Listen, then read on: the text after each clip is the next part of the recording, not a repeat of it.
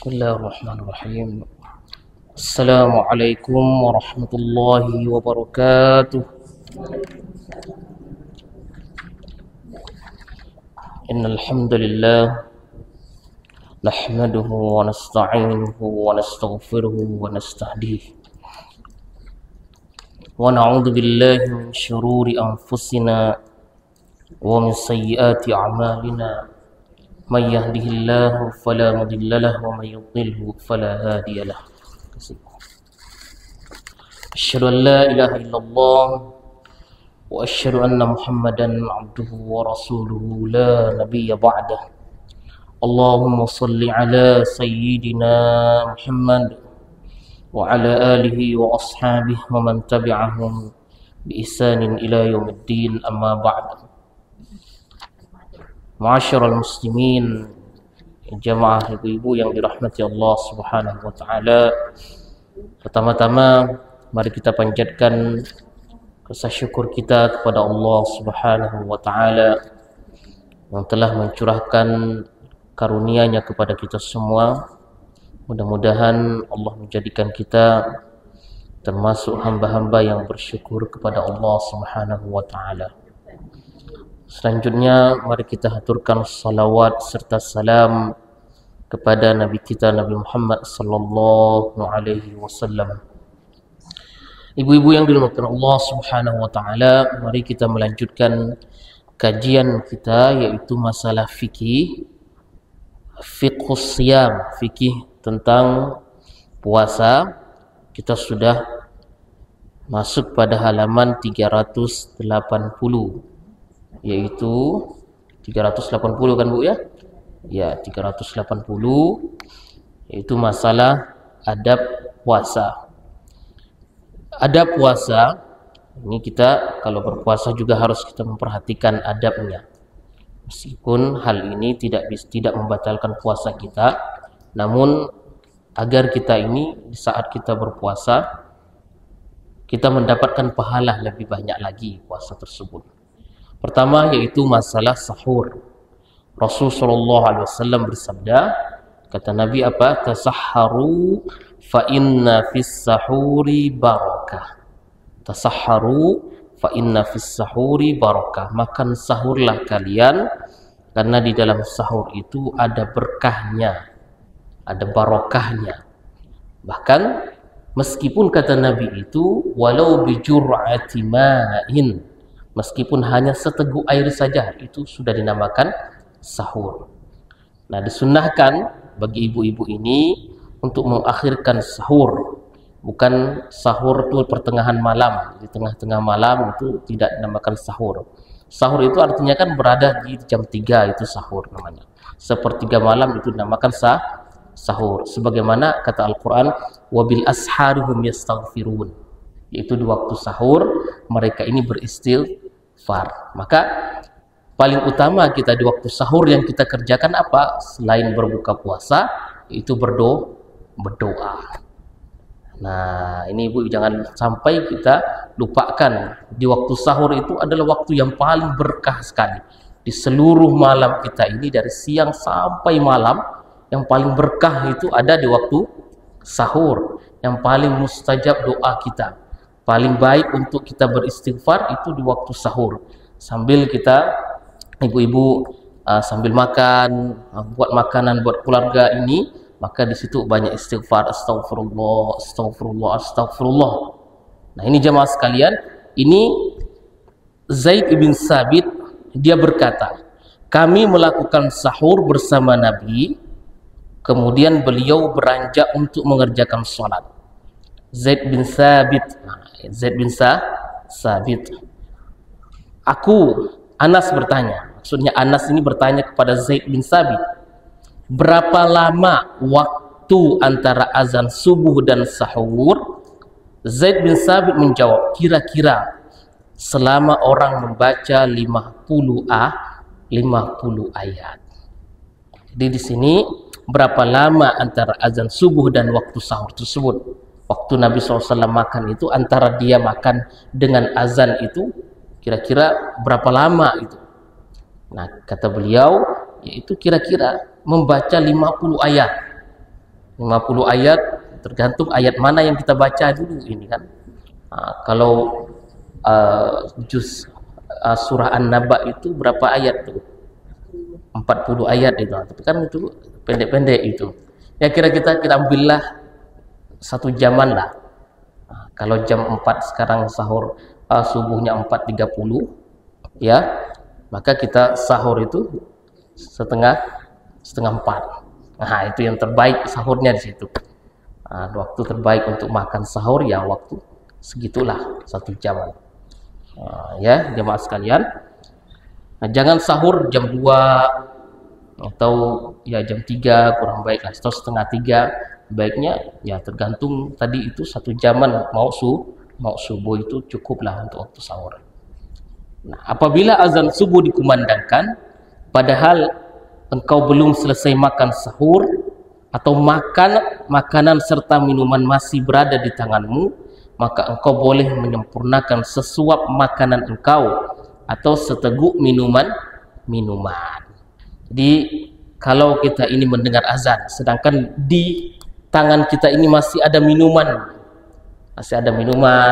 masih ada makanan yang mau kita makan tadi belum kita selesaikan, tapi di tangan kita gitu kan. Ini kita selesaikan dulu, habiskan yang ada di tangan kita boleh. Atau minuman tadi itu, atau kita sudah makan tapi belum minum, nah ini kan bahaya juga untuk kesehatan kan. Tetap kita ambil air minum meskipun tadi kita sudah mendengar suara azan. Ya jemaah sekalian, tapi kalau yang tadi itu masih ada makanan ini jangan usah dihabiskan. Nah ini jelas batal puasanya itu. Masih ada di tangan air minum, makanan kita masih di tangan, jangan dihabiskan. Sebagaimana kata Nabi, apabila salah seorang di antara kalian mendengar azan sedang wadah makanan masih berada di tangannya, masih wadah itu masih ada di tangannya, maka janganlah dia meletakkannya sampai dia menyelesaikan keperluannya dengan makanan yang ada di wadah tersebut. Istilahnya itu piring gitu ya Bu ya. Masih ada di situ, bukan memulai makanan, bukan baru mulai makan, tidak. Tapi dia sudah makan, ya sudah makan, ada sisa itulah yang dihabiskan sama dia. Ini boleh. Jadi boleh seseorang menghabiskan makanan pada saat dia mendengarkan azan.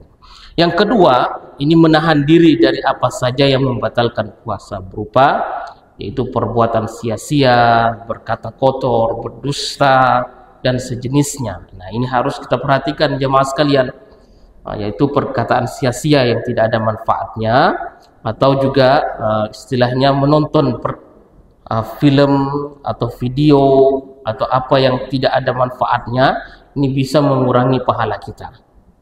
Nah ini jemaah sekalian, kadang sekarang ini memang kita jarang berbicara dengan orang lain, kita tahan omongan, istilahnya gosip dan lain sebagainya, tapi kita masih mungkin lewat handphone ya kan, nonton video dan lain sebagainya, itu yang bisa mengurangi pahala. Tidak membatalkan puasa, tapi sayang sekali kalau sampai kita puasa saja tapi tak ada pahalanya. Kemudian kata Rasulullah di sini, barang siapa man lam yada' qaulaz zur wal amala bihi falaysa lillahi hajatun fi ay yada'a ta'amahu wa syarabah. Barang siapa yang tidak meninggalkan perkataan dusta dan mengamalkannya, maka tiada keperluan bagi Allah pada tindakannya meninggalkan makanan dan minumannya. Artinya puasanya itu ya sia-sia saja puasa tersebut kalau dia tidak meninggalkan yang dilarang Allah Subhanahu wa taala. Yang ketiga, lebih dermawan dari biasanya dan meningkatkan semangat mempelajari Al-Qur'an. Ini puasa Ramadan. Nah, kalau kita lihat di sini riwayat dari sahabat yang bernama Ibnu Abbas, Nabi adalah orang yang paling dermawan sekali, dermawan sekali Nabi, tidak ada bandingannya manusia seperti Rasulullah SAW. Tapi beliau lebih dermawan lagi kalau masuk bulan puasa. Bahkan ungkapan riwayat tersebut seperti angin yang bertiup. Bayangkan angin gitu ya kan, cepat sekali dia mengeluarkan duitnya, cepat sekali dia bantu orang, tak pakai pikir-pikir lagi, langsung. Itu lebih cepat katanya, seperti angin yang bertiup. Dan juga bagaimana Rasulullah SAW ketika di bulan Ramadan terhadap Al-Quran. Nabi kalau di bulan Ramadan itu Jibril turun, kemudian Rasulullah SAW setoran dengan Jibril, setoran Al-Quran. Sebab Rasulullah kan dia manusia juga, Rasulullah itu seperti kita, manusia yang kadang juga beliau lupa. Rasulullah pernah satu ketika beliau lupa dalam sholatnya membaca Al-Quran, jadi imam lupa beliau, kemudian diingatkan oleh sahabat bernama Ubay bin Ka'ab. Di sini di bulan Ramadan artinya kita memperbanyak, kalau kita tak menghafal Quran, perbanyak tadarrus Al-Quran. Tadarrus Al-Quran, pokoknya setiap hari ya harus kita targetkan bacaan Al-Quran kita. Kalau bisa selama Ramadan 30 hari itu kita bisa mengkhatamkan Al-Quran berkali-kali. Sedap Bu? Siapa yang di sini khatam satu Ramadan itu 3 kali ada? Tidak apa-apa Bu, saya gitu. Ada enggak? Yang 2 kali ada Bu? Ada 2 kali ya? 1 kali ada? Mana 1 kali? Saya itu nonton kan, salah satu artis lah, ibunya itu bisa mengkhatamkan Al-Quran itu berkali-kali. Ya, Masya Allah. Sebab dia tak ada kerja apa-apa Bu di rumah. Soalnya sudah layani kan, sahur sudah ada pembantunya, ya kan. Kemudian mau buka pun ada bantunya, tak ada kerja nyuci piring, nyuci baju, bersih-bersih rumah tak ada. Ya wajar lah kalau bisa mengkhatamkan Quran sampai 10 kali pun tak masalah. Tak ke pasar. Ada bukaan. Kalau kita keliling ada bukaan ya kan, macet-macet dulu. Tapi ibu-ibu luar biasa. Sudah khatam 1, 2, 3 kali, luar biasa sekali. Ya Ibu ya. Nah, pahalanya mana yang lebih besar? Pahalanya ya mungkin ibu-ibu yang lebih besar daripada yang mereka. Sebab satu ungkapan yang mengatakan al jaza ala qadril masyaqqah, katanya. Pahala itu tergantung seberapa besar pengorbanan kita. Ya jemaah sekalian, seberapa besar kita, effort kita, kekuatan kita. Kalau mereka kan ya biasalah, tinggal duduk yang ber-AC semuanya, tempatnya nyaman dan lain sebagainya. Tapi seperti jamaah sekalian, orang yang ingin haji misalkan, ibu-ibu itu ya, ibu-ibu atau ada orang yang mengumpulkan duitnya, tukang becak, tukang urut tuh ada Bu, urut tukang keliling itu, kumpulkan duitnya bertahun-tahun, 30 tahun, 20 tahun baru bisa berangkat haji. Tapi ada orang kaya ngomong ke kawannya, yuk nanti ini haji kita yuk sama-sama, ayo. Cepat dia kan, 200 juta, 300 juta dia keluarkan, zaman aja. Mana yang pahalanya lebih besar? Ya luar biasa dia memperjuangan sekali. Nah, itu tadi kita tidak usah berkecil hati. Yang pahalanya itu, yang menghitung pahala itu Allah Subhanahu wa taala. Tapi tetap kita berusaha terus seperti itu. Nah, ini jemaah sekalian, sebagaimana Nabi ketika di bulan Ramadan itu beliau setiap hari katanya Jibril itu turun, kemudian menemui beliau, kemudian beliau menyetorkan hafalan bacaan Al-Qur'annya itu kepada Jibril alaihissalam. Yang keempat, menyegerakan berbuka puasa bila mana matahari sudah tenggelam. Ini segera kita berbuka puasa. Kemudian yang kelima, berdoa ketika berbuka puasa. Ini doanya apa? Ini yang riwayat dari Ibnu Umar. Rasulullah apabila berbuka puasa beliau berdoa. Ini riwayat dari Abu Dawud, dihasankan oleh Albani, artinya hadis ini sahih. Doanya apa? Zahaba adh-dhama wabtallatil 'uruq wa thabatal ajru insyaallah.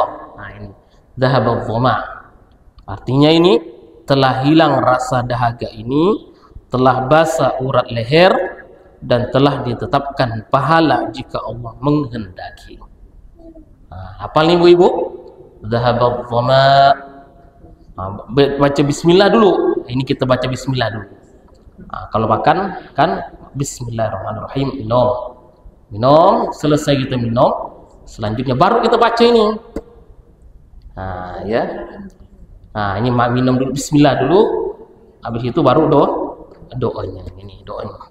Dhahabat dhama wabtallatil uruq wa thabatal ajru insyaallah. Ada juga Allahumma laka sumtu wa bika amantu wa ala rizqika aftartu bi rahmatika ya arhamar rahimin. Boleh itu juga dipakai, tapi ini yang paling utama. Kebiasaan memang kita, tapi kita tinggalkan kebiasaan itu, pakai yang kebiasaan baru. Nah, ini kebiasaan kita, pakai yang ini, itu pun dipakai, tak usah dibuang gitu maksudnya. Karena kan doa tuh tak masalah, kita pakai doa yang lain pun, misalkan yang penting pakai doa baik tak masalah. Doa yang penting tadi isinya baik kita pakai. Tapi kalau ada yang Nabi tunjukkan ke kita, kita ya pakai seperti ini. Pakai ini dulu, baru tadi Allahumma laka sumtu wa bika amantu ala rizqika aftartu bi rahmatika ya arhamar rahimin. Ani dhahabat dhama'u wabtallatil uruq wa thabatal ajru insyaallah. Kemudian yang keenam, berbuka dengan kurma basah, kurma kering, kemudian air. Kurma basah atau bisa dengan kurma kering. Nah, Anas berkata, Rasulullah itu berbuka puasa dengan beberapa butir kurma basah sebelum beliau mengerjakan salat maghrib. Jika beliau tidak mendapatkan kurma basah, maka beliau berbuka dengan beberapa butir kurma kering. Jika tidak ada, maka dengan beberapa teguk air. Jadi artinya di sini yang paling utama yaitu pakai kurma. Ya, pakai kurma itu paling utama. 3 kurma, ya, pakai ganjil-ganjil itu kurma. Siapkan terus di rumah ini dengan kurma pada saat berpuasa. Biar kita sunnah, dapat sunnahnya ibu-ibu. Kalau tidak ada ya pakai ya pastilah kita menggunakan air itu. Untuk gorengan, ya kan, ini wajib, wajib gorengannya. Itu setelah kurma lah gorengan tuh ya. Setelah kurma, apa dan sebagainya, itu pertama kurma dulu. Hal-hal yang boleh dilakukan ketika berpuasa. Ini boleh hubungan suami istri di malam hari, boleh, ya kan? Sebagaimana kata Al-Qur'an, uhilla lakum lailatus siyamir rafathu ila nisaikum. Ini boleh. Kemudian yang kedua, memasuki waktu pagi hari di bulan puasa dalam keadaan junub. Nah, dalam keadaan junub tapi belum mandi, azan, kemudian dia belum mandi, ini boleh. Nah, artinya tidak membatalkan puasanya. Misalkan hubungan suami istri tadi malam, kemudian belum mandi dia, makan sahur, kemudian azan, belum mandi, maka tetap dihitung pahala puasanya sah. Nah, kemudian ini mencium istri atau bermesraan dengannya tanpa ada hubungan suami istri persetubuhan, ya, tidak ada masalah. Cuman ini kita lihat dari Aisyah, dia berkata Nabi mencium istri beliau dan mencumbuinya padahal beliau sedang berpuasa. Beliau adalah orang yang paling mampu mengendalikan nafsunya. Kemudian dalam riwayat lain Aisyah mengatakan Rasulullah menciumku padahal pada saat itu beliau dan aku sedang berpuasa. Mubasyarah pada asalnya adalah bersentuhan kulit, yakni kulit suami dengan kulit istri. Adapun yang dimaksud dengan mubasyarah di sini adalah bermesraan atau bercumbu tetapi tidak sampai adanya persetubuhan. Dari Masruq dia berkata, aku bertanya kepada Aisyah, apakah yang boleh dilakukan oleh seorang pria dengan istrinya ketika pria itu sedang berpuasa? Aisyah menjawab, segalanya boleh kecuali jima. Catatannya adalah apabila suami mencium istrinya atau mencumbuinya lalu istri mengeluarkan mazi, maka tiada dosa dan tiada kafarat atasnya. Maksudnya kafarah nanti ibu-ibu akan kita jelaskan di sini. Kafarah itu membayar denda, itu ya, kafarah. Yang kedua ini apabila suami mencium istrinya atau mencumbuinya saat keduanya dalam keadaan berpuasa, lalu salah seorang dari keduanya mengeluarkan mani, maka berarti dia telah berbuka dan batal puasanya dan harus mengqadha puasanya itu. Nah, ini jemaah sekalian, kalau kita lihat di sini, ibu-ibu ya, Rasulullah SAW memang mencium istrinya pada bulan Ramadan. Cuman di situ ada penjelasannya dari Aisyah bahwasanya Nabi paling mampu mengendalikan hawa nafsunya. Ada dua sahabat pernah suatu ketika, pertama sahabat ini orangnya sudah tua, ibu-ibu ya, umurnya sudah tua. Kemudian datang kepada Nabi, ya Rasulullah, seandainya di bulan Ramadan saya mencium istriku, apakah batal puasaku ya Rasulullah?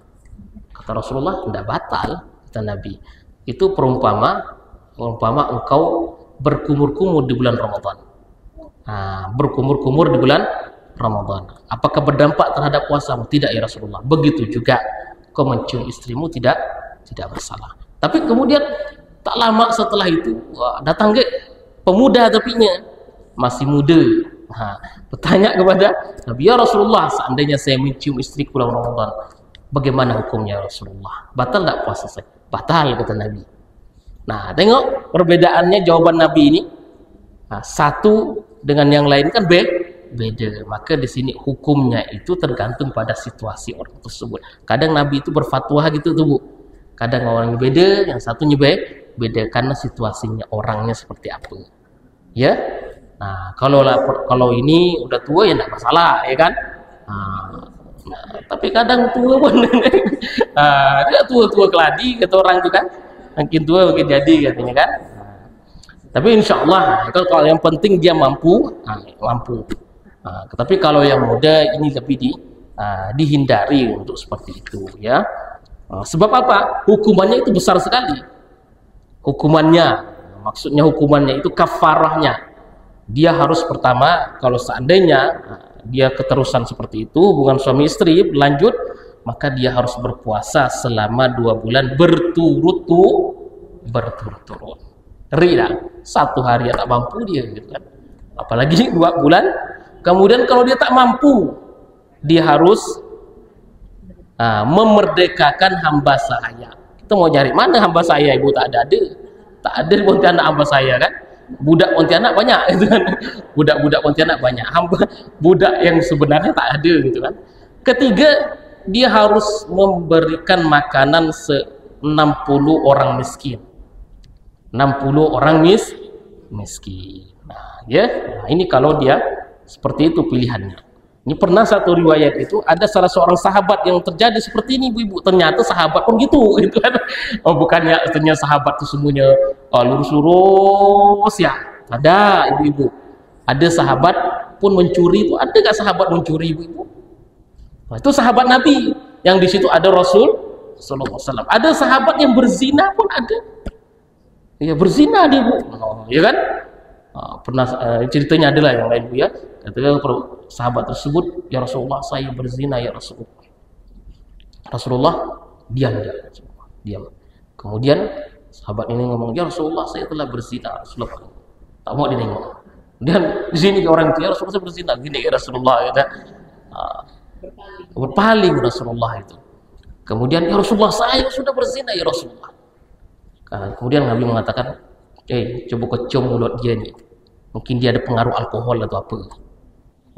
Cium mulutmu, tak ada ya Rasulullah, tak ada pengaruh alkohol. Waras ya orang ini, ngomongnya tak ada ngacau gitu kan, waras. Artinya maksud Rasulullah itu apa? Konsekuensi zina itu besar. Hukumannya dia harus dirajam, dikalikan lubang, ibu-ibu, ditanam, sisa kepalanya muncul.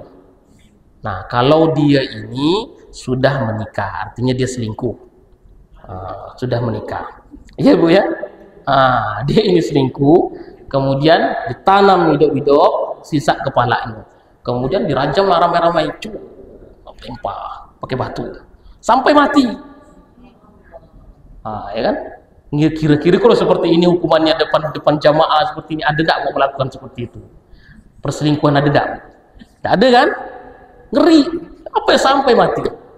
Nah, maka Rasulullah ini tak mau dia seperti itu, orang ini berlaku. Maksudnya Rasulullah itu, kalau kau berdosa tak usah nak ngaku-ngaku depan orang.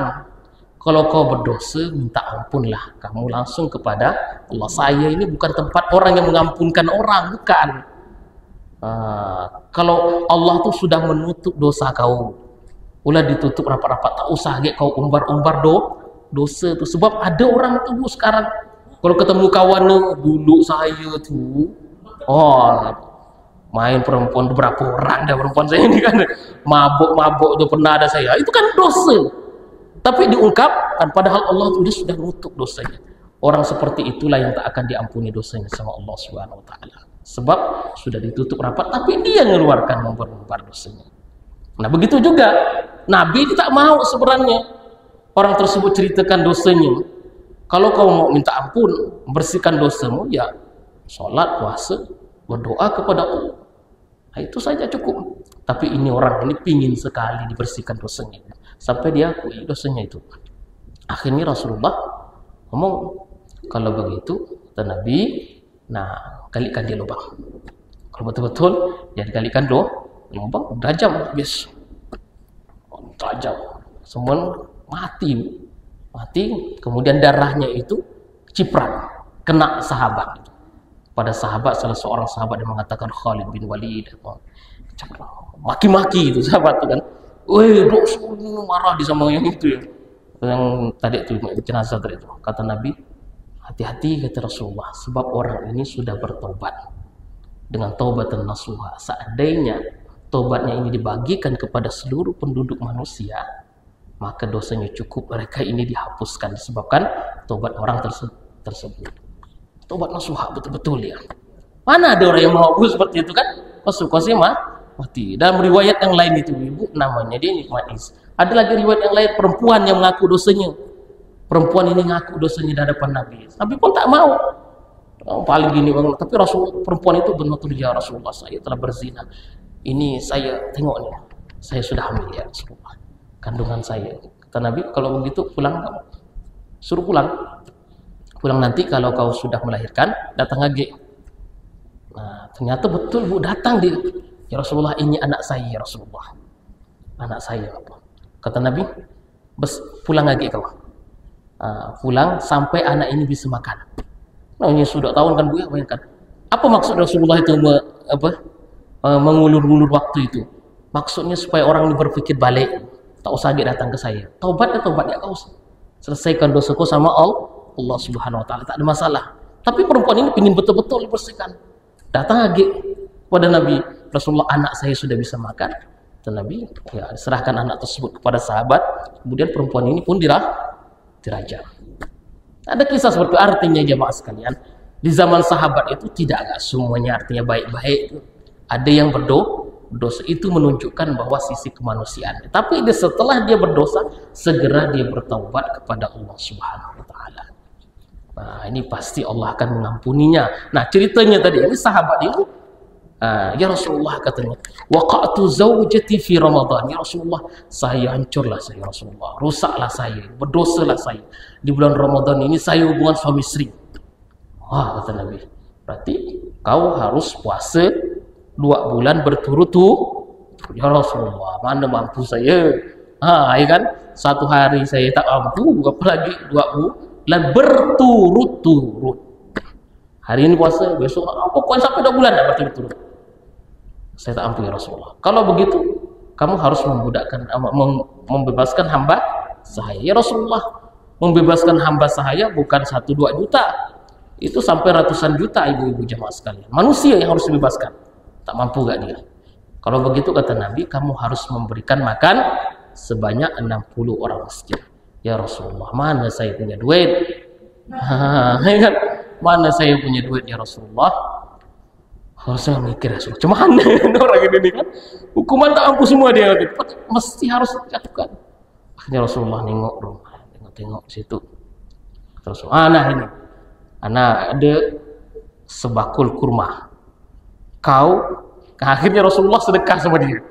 Ini saya berikan ke kau sedekahkan lagi. Sedekahkan, cari orang miskin, kau kasih itu kurma. Ya Rasulullah, di Madinah orang yang paling miskin itu saya ya Rasulullah, gitu kan. Itu karena dia yang paling miskin katanya. Akhirnya ketawa Nabi, sampai kata Aisyah itu nampak gigi gerahamnya Nabi SAW, sampai ketawa sekali, ya kan. Rasulullah begitu rahimnya, baiknya Rasulullah, ya kan? Artinya meskipun orang itu berdosa, ya kan? Meskipun dia berdosa, cuma selesai masalah urusannya dengan baik, dengan santai ya hadapi. Akhirnya diberikan kurma itu kepada, kata Nabi, nih kurma kau buat kau ya, kasih makan keluarga kau. Nah, ya kan? Kadang kita nih Bu ya nengok orang berdosa, orang tak pakai jilbab, orang macam ini, kita langsung, ya kan? Marah langsung ini. Padahal Rasulullah ya menghadapi orang berdosa itu santai saja kan, biasa aja. Nah, itu kan merasa sok suci, sok baik. Ternyata mungkin orang itu jauh lebih baik daripada kita. Mungkin di akhir hayatnya jauh lebih baik dari kita semua. Nah, itu Ibu ya. Bagaimana cara seseorang tersebut ketika dia di bulan puasa ini adalah pertama tadi apa? Boleh hubungan suami istri, kemudian selanjutnya apa gitu? Ini kemudian yang keempat, mandi menuangkan air ke atas kepala untuk mendinginkan tubuh. Berendam lah gitu ya. Masuk kamar mandi, tengah siang-siang hari pakai mandi. Berkali-kali mandi pun tak ada masalah. Ya, mandi, rasakan kepalanya. Nabi pun lakukan seperti itu. Di Nabi SAW karena panas sekali. Kalau di Mekah itu, di Arab Saudi kalau bulan Ramadan itu panas berdengkang. Panas sekali Ramadan. Sebab Ramadan itu artinya apa, Bu? Ramadan itu artinya panas terik artinya dalam bahasa Arab. Ramadan. Itu panas artinya. Panas terik. Maka setiap masuk bulan Ramadan itu pasti panas. Di Saudi itu pasti panas sampai 40-50 derajat. Luar biasa panasnya. Maka pada saat itu Nabi pun membasahkan tubuhnya. Boleh. 5. Berkumur-kumur dan memasukkan air ke hidung serta mengeluarkannya. Tidak boleh berlebih-lebihan. Masukkan air ke dalam hidung ketika kita ini wudu. Ya kan, kita biasa kalau wudu itu masukkan kumur-kumur, kemudian kita istinsyak sama istinsar. Itu kalau di bulan puasa kita ini jangan, boleh kita masukkan nasir sedikit di air. Sedikit. Tapi kalau kita tak ada bulan puasa sampai kita teguk sampai ini, hirup sampai pangkal tenggorokan. Pangkal apa nih? Hidung kita. Itu masukkan. Itu namanya balik. Mampu dah kira-kira seperti itu. Sakit kan? Tapi kalau biasa kan itu. Tapi kalau di bulan puasa ini cuma masukkan seperti itu. Tidak boleh berlebihan. Memakai celak, minyak wangi, obat tetes, injeksi, siwak dan sejenisnya. Nah, ini pakai bedak, pakai celak, ya kan? Pakai gincu, obat tetes, ini boleh semuanya. Injeksi, ya. Injeksi ini seperti suntik. Pakai suntik. Kalau di sini keterangannya ini memang tidak memperbolehkannya. Ya, injeksi. Injeksi ini suntik, hukna namanya dalam bahasa Arab itu. Hukna. Tapi saya tidak tahu kalau masuk infus itu ya. Kalau infus ya, karena infus itu memasukkan makanan dia. Kalau itu memasukkan obat. Ya, itu kalau infus. Kalau injeksi ini hukna, ini namanya suntik injeksi. Ini diperbolehkan. Saya katakan, diriwayatkan secara sahih Ibrahim An-Nakhai dan Al-Hasan bahwa memakai celak bagi orang berpuasa itu tidak mengapa. Tidak mengapa memakai sikat gigi atau pasta gigi ketika sedang berpuasa. Apabila engkau merasa aman bahwa itu tidak sampai ke kerongkongan, akan tetapi yang utama adalah tidak melakukan perbuatan itu dan melakukannya pada malam hari, katanya. Sikat gigi, ya, ibu-ibu jemaah sekalian, boleh sikat gigi, tapi lebih baiknya ini dilakukan ketika waktu sahur. Nah, waktu sahur boleh dilakukan, tapi katanya lebih baik itu lebih utama waktu sahur. Yang ketujuh, berbekam, donor darah dan cuci darah apabila tidak dikhawatirkan tubuhnya lemas. Ini juga diperbolehkan. Berbekam pun boleh, ya kan? Donor darah pun boleh, tapi syaratnya adalah jangan sampai dia setelah dia berbekam kemudian badannya lemas. Nah, ini. Yang kedelapan, mencicipi makanan. Mencicipi makanan, ibu-ibu lah terutama kan. Ketika masak, rasanya asin ke, ambiar ke, maka di sini boleh dia cicipi. Ragu-ragu seperti kita ibu-ibu gosok gigi kan, odol kan. Nah, itu kan ada manisnya. Nah, begitulah makanan. Nah, boleh dicicipi. Yang penting itu tidak sampai ke tenggorokan kita. Nah, boleh dicicipi. Bahkan di sini mengunyahnya untuk anaknya selama tidak sampai ke kerongkongannya. Nah, kata Ibnu Abbas di sini, ada Ibnu Abbas berkata, ini pendapat dari Ibnu Abbas ya ibu-ibu. Ibnu Abbas itu sahabat Nabi. Kata Ibnu Abbas, la ba'sa, tidak mengapa mencicipi cuka. Awisyai, atau sesuatu makanan, malam yadkhul halqahu wa huwa sha'im, selama tidak masuk ke kerongkongannya ketika dia sedang berpuasa. Tidak masalah bagi dia untuk mencicipi makanan tersebut. Tapi di sini kalau di situ ada hajatnya, memang penting bagi kita untuk mencicipinya. Kalau tak penting, kita sudah merasa itu sudah asin misalnya.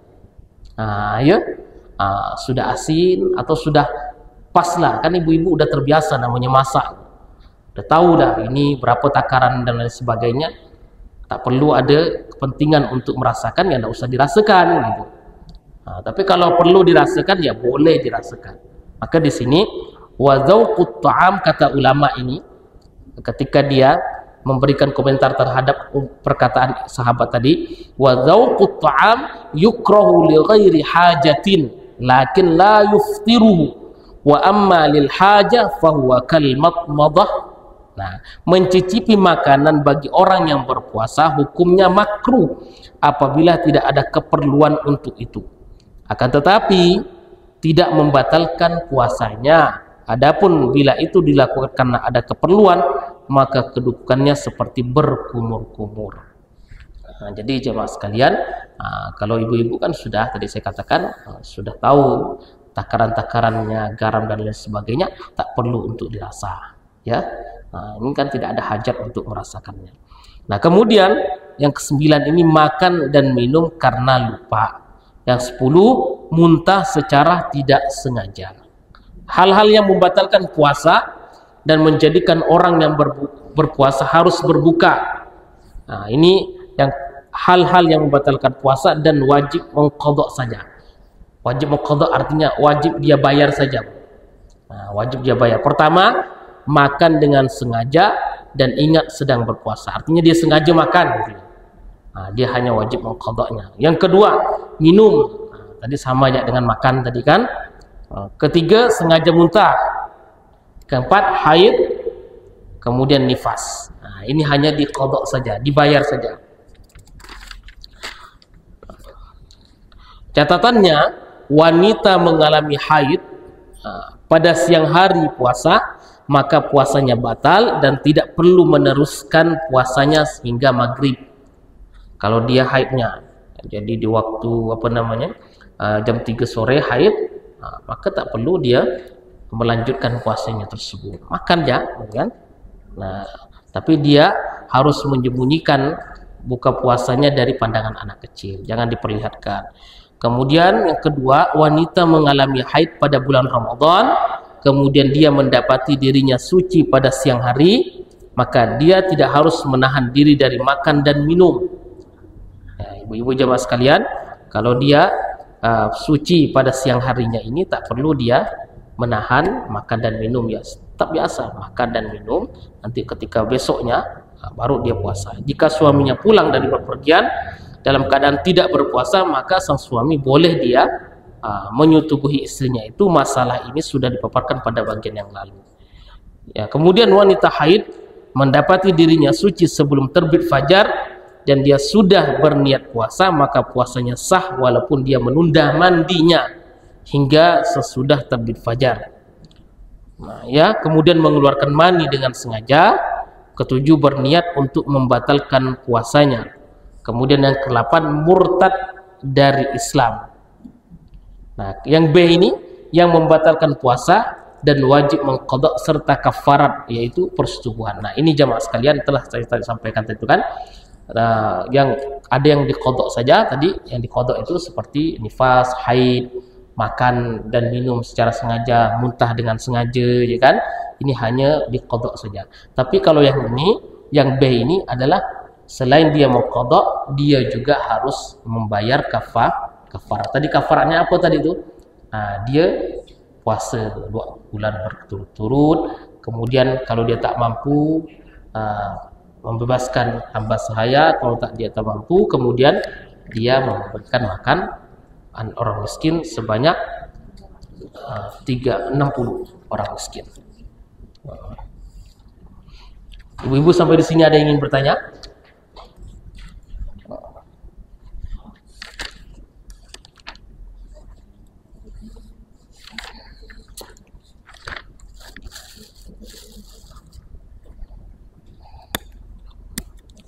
Ya.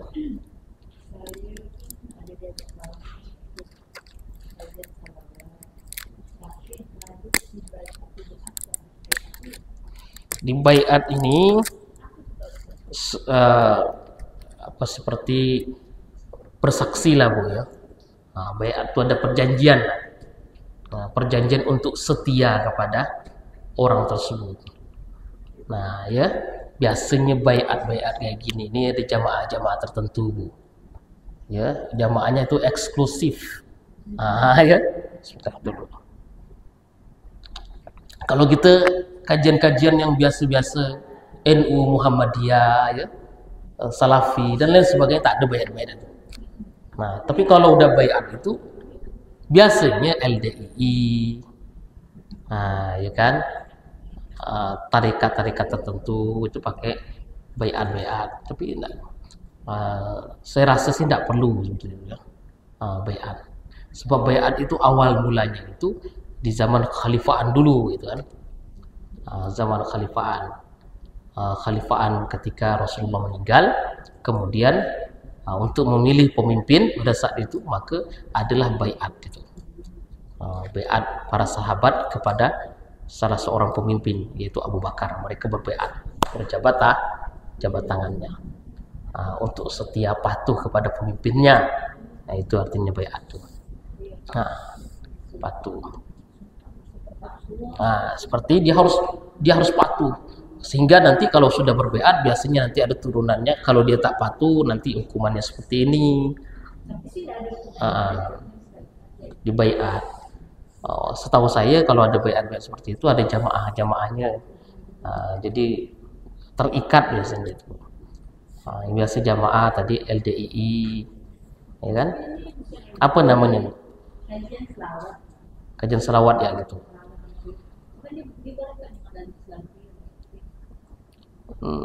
Tidak ada ketentuan sih, tidak perlu kita berbaiat, tidak ada masalah. Memang ada sebuah hadisnya kata Nabi, man laisa lahu bai'atun fi unuqihi man mata, barang siapa mati laisa fi unuqhi bai'atun mata maitatan jahiliyah, kata Nabi. Barang siapa yang mati kemudian di dalam dirinya ini tidak ada baiat, maka dia mati dalam kondisi jahiliyah. Tapi baiatnya ini konteksnya kita lihat, bukan baiat terhadap kajian-kajian tertentu. Baiatnya itu di zaman dulu kepada pemimpin. Kepada pemimpin, mereka yang tak punya baiat, tidak ada kesetiaan terhadap pemimpin itu, maka dia mati dalam keadaan jahiliyah, tidak ada pemimpinnya. Tapi sekarang kita ini kan pemimpin, kita jelas tak perlu juga pakai baiat.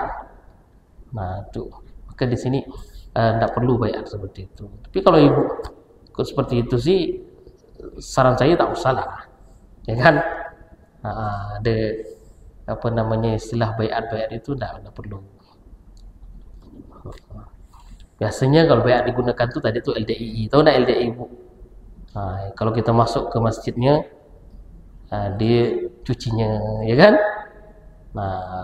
Cucinya, kemudian harus setoran dan lain sebagainya, macam-macam lah.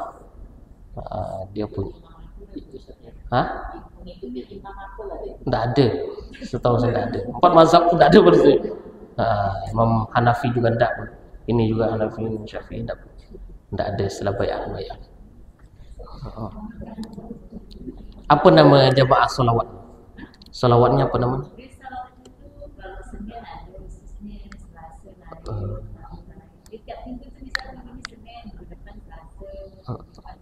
Di mana tu?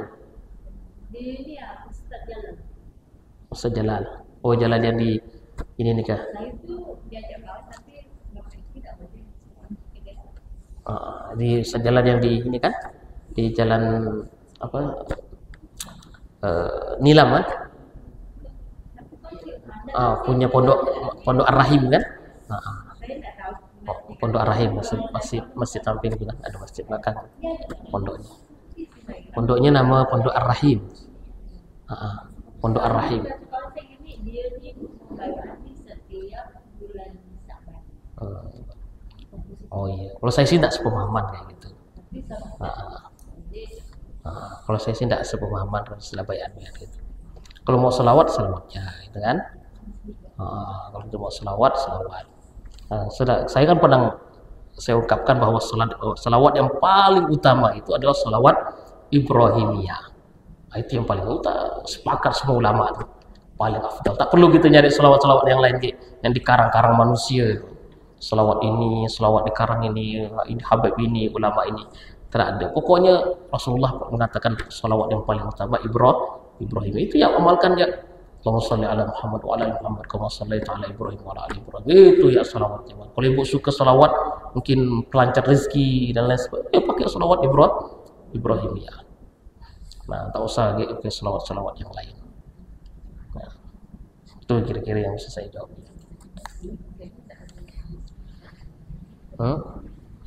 Berarti kalau yang selawat sesuai hari atau zikir sesuai hari itu tidak dianjurkan juga. Iya, tidak juga ada keterangan dari Nabi. Zikir untuk hari Jumat, zikir untuk hari ini, ya, tidak ada. Setahu saya tidak ada zikir khusus, itu tidak ada, kecuali zikir pagi dan petang. Nah, itu memang ada hadisnya.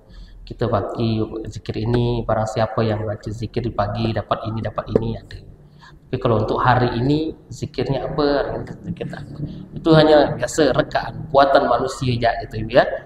Buatan manusia. Saya kira yang kalau kita ini sesuai dengan sunnah Bu, misalkan dari keterangan dari hadis Nabi sebenarnya banyak sekali belum kita amalkan. Banyak sekali. Oh Bu, puasa aja misalkan. Puasa Senin Kamis ya sering kita tak amalkan, ya kan? Senin Kamis ya, kemudian puasa Ayyamul Bid, zikir misalkan. Zikir Nabi apakah kita semua sudah amalkan? Tak ada. Selawat, apakah kita sering berselawat dengan selawat yang seperti itu? Tak ada, enggak? Ngapa kita nyari yang lain lebih nyaman sedangkan Nabi sudah kan sederhana. Agama itu sederhana Bu. Sangat sederhana, sangat mudah diamalkan. Tak ada mulu-mulu agama ini sehingga kalau kita baca salawat, ada salawat sampai satu buku ini salawat dibaca oleh santri-santri biasanya. Salawat ini untuk ini, salawat ini untuk ini, salawat ini. Itu tidak perlu ya Bu ya. Saya kira itu tidak perlu sekali untuk kita amalkan. Cukup dari Nabi. Sebab yang paling mengetahui agama ini ya Nabi SAW. Apa yang dimau Allah itu ya Nabi, bukan kita yang tahu. Nabi, kita ini hanya mengikuti jalan. Sebab yang pernah ke langit siapa? Nabi, ya kan? Yang pernah bertemu dengan Allah siapa? Nabi yang paham. Jadi ikutlah Nabi kita. Apa yang tak disampaikan Nabi tak usah kita kerjakan. Itu ya.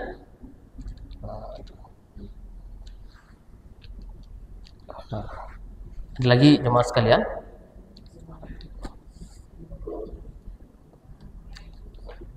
Waalaikumsalam.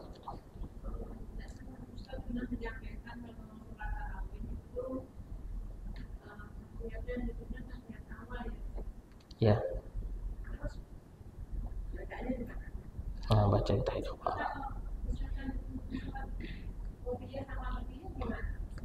Qobliyah sama ba'diyah. Jadi kalau qobliyah 2 rakaat gitu ya. Sama seperti yang tadi itu, berarti tahiyat akhir kita gunakan. Kalau kita qobliyah kan 2 rakaat. Nah, itu ya kita gunakan ya tahiyat akhir. Tahiyat akhir. Tapi duduknya itu pakai seperti tahiyat awal. Duduknya aja. bacaannya enggak. Karena itu bacaannya enggak. Bukan. Duduknya aja. Berarti kayak sholat subuh yang Ustaz bilang hari itu juga sholat subuh kan ada juga yang orang pakai duduknya duduk tahiyat. Duduk tahiyat. Kan pernah kita jelaskan juga di sini nih. Nah, kalau dia 2 rakaat pakai duduknya tahiyat awal. Bacaannya tahiyat akhir. Kecuali sholat yang kita lakukan misalnya kayak duha atau tahajud. Itu kan ada rangkaian-rangkaiannya itu berapa rakaat itu pakai. Itu bacaannya yang awal. Bacaannya di awal. Berarti rakaat terakhirnya baru pakai tahiyat. Tahiyat akhir. Begitu juga iftitah. Iftitah itu tidak semuanya kita pakai iftitah. Awal saja iftitahnya. Awal ketika kita tarawih itu rakaat pertama itu baru iftitah. Selanjutnya tak pakai iftitah lagi. Langsung Al-Fatihah.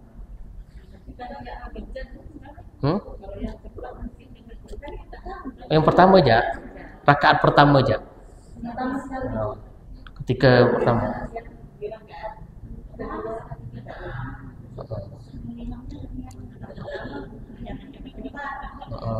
Rakaat pertama iftitah ya. Selanjutnya rakaat selanjutnya sampai 23 rakaat atau 13 rakaat atau itu tak pakai iftitah aja. Cukup sekali aja iftitahnya.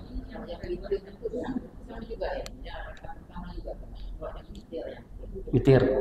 Kalau witir kan beda, dia sendiri kan. Itu rakaat pertama aja. Rakaat pertama. Ya, cukup tarawih pertama.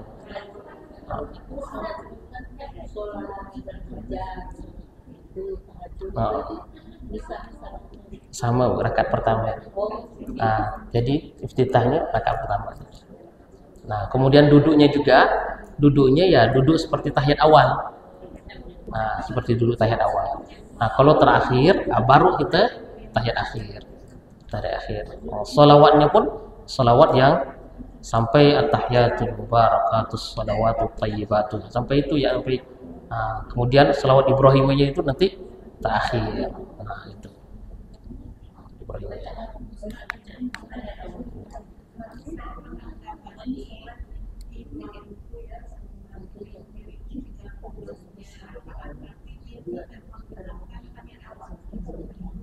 Jadi digabung semuanya.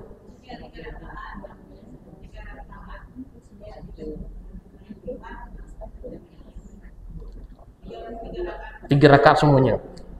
Pakai tahiyat awal. Pakai tahiyat akhir. Langsungnya enggak masalah. Enggak masalah bagi dia, langsung gabung kan 3 rakaat kan. Langsung tahiyat akhir dia kan 3 rakaat. Seperti di Muhammadiyah pun 3 rakaat, langsung digabung. Pakai tahiyat akhir. Ustaz, kalau yang kemudian bahagia, selama ini kan masih kita baca di tahiyat awal, baik itu tahiyat awal aku tidak tahu. Tahiyat awal.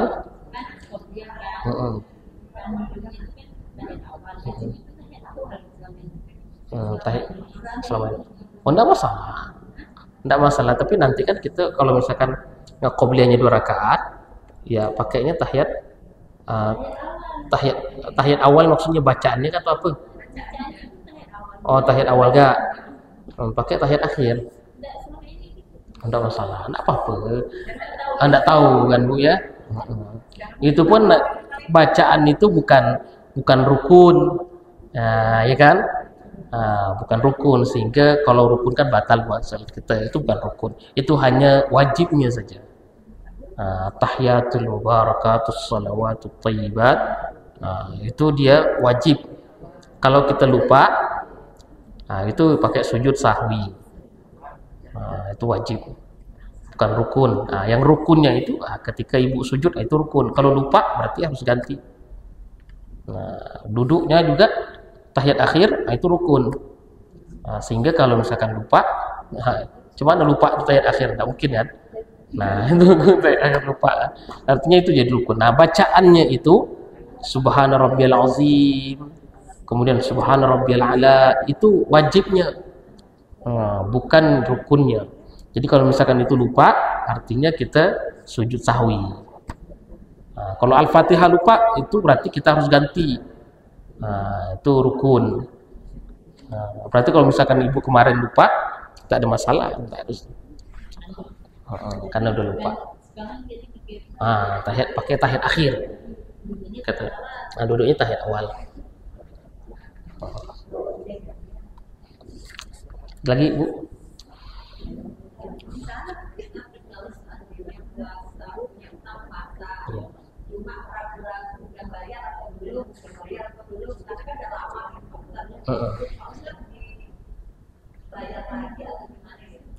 Berarti harus bayar. Nah, itu harus bayar.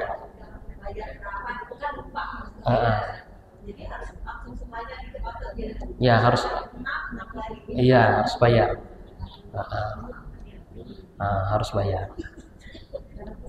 Seperti seorang ini tadi saya misalnya ibu wudu kan, ibu ini sudah pernah wudu maghrib, kemudian menunggu isya, duduk menunggu isya. Setelah itu ibu bilang, kira-kira tadi itu batal apa enggak gitu kan. Ragu-ragu. Maka di sini keraguan itu tidak dipakai keraguannya. Digunakan adalah keyakinan, sebab sebelumnya ibu sudah wudu. Tapi kalau misalkan tiba-tiba tadi itu datang ke masjid belum sholat, datang ke masjid kan belum sholat. Tapi ragu-ragu tadi di rumah udah wudu apa belum ya? Udah wudu apa belum? Yang dipakai adalah belum wudu, karena wudu itu belum pernah dipakai. Begitu juga puasa. Nah kan puasa belum pernah ibu puasa sebelumnya kan? Ketika kecuali memang ibu puasa setelahnya udah puasa, nyambung puasa yang ini. Tapi kalau misalkan belum, istilahnya itu puasanya ini hanya keraguan, belum nyambung puasa selanjutnya, maksudnya dipaham enggak Bu? Jadi ini kan misalkan ada 6 puasa. Nah pas terakhirnya ini, yang ke-6-nya ini bilang, yang kira-kira yang pertama itu saya puasa enggak ya? Artinya itu yang pertama ini ibu sudah puasa. Tapi kalau sama sekali baru ingin mulai gitu kan, belum ada puasa sama sekali, itu yang pertama itu tak dianggap gitu. Tak dianggap puasanya. Bagus itu enggak apa-apa, Senin Kamis. Senin sampai Kamis puasa, Senin Kamis. Nanti diniatkan puasa wajib dengan puasa sunnahnya masuk.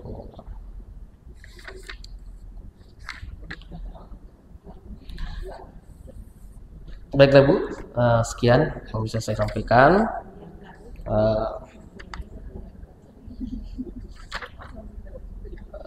Jadi ini mungkin pekan terakhir pertemuan kita, bulan terakhir ya. Sebab saya mau minta doanya, saya mau pulang ke Sumatera gitu ya.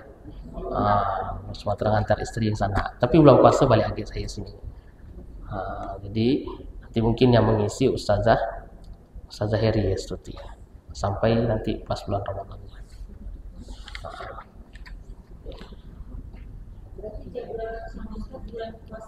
Ada bulan puasa insyaallah ada. Nanti tinggal Ibu Ketua yang program kasih ini agendanya seperti apa. Oke lah Ibu-ibu, sekian yang bisa saya sampaikan. Mudah-mudahan Allah memberikan kemudahan bagi kita semua. Kita tutup pengajian kita pada sore hari ini dengan doa kafaratul majlis. Subhanakallahumma wa bihamdika nasyhadu an la ilaha illa anta nastaghfiruka wa natubu ilaik. Wassalamualaikum warahmatullahi wabarakatuh.